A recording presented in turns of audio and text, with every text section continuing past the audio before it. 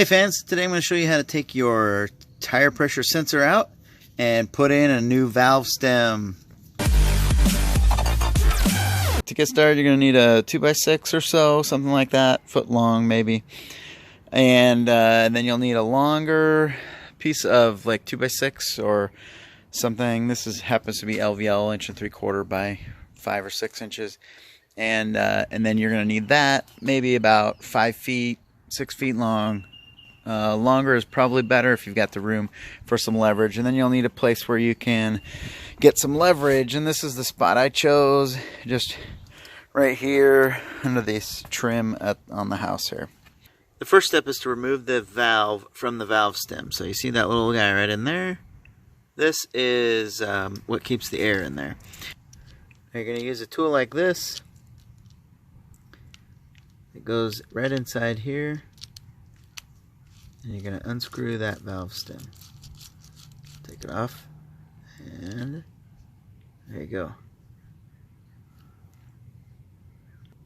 So now your valve stem is clear and the air can rush right out so that you have no air pressure inside, and you can go ahead and break that bead. This block on top of this tire, just use this as a lever here from the house.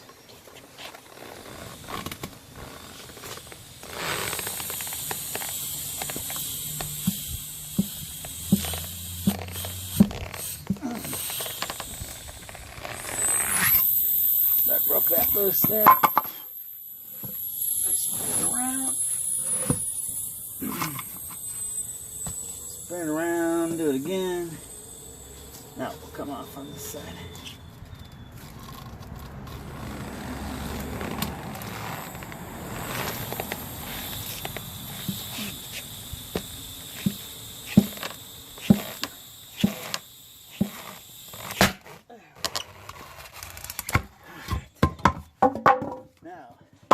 Bead is broken.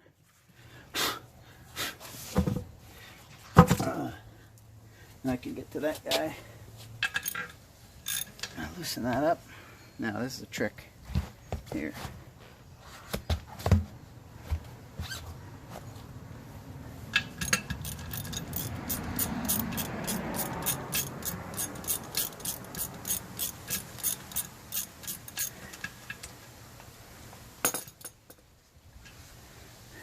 Get my tire sensor out.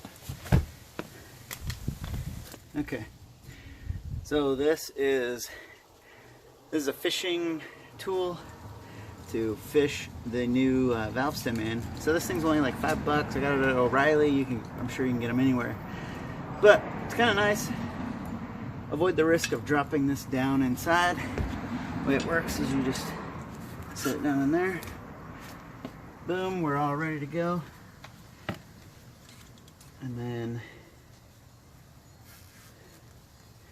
got this here, screw that one in, and then I put just a little dab of this stuff here, which is it's just like an undercoating, like an Armor All type product.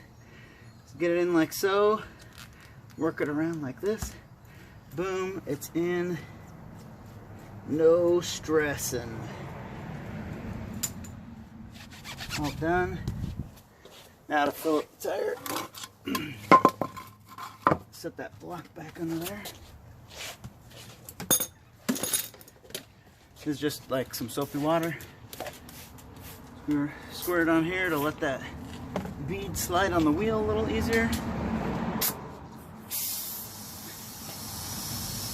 Fill her up.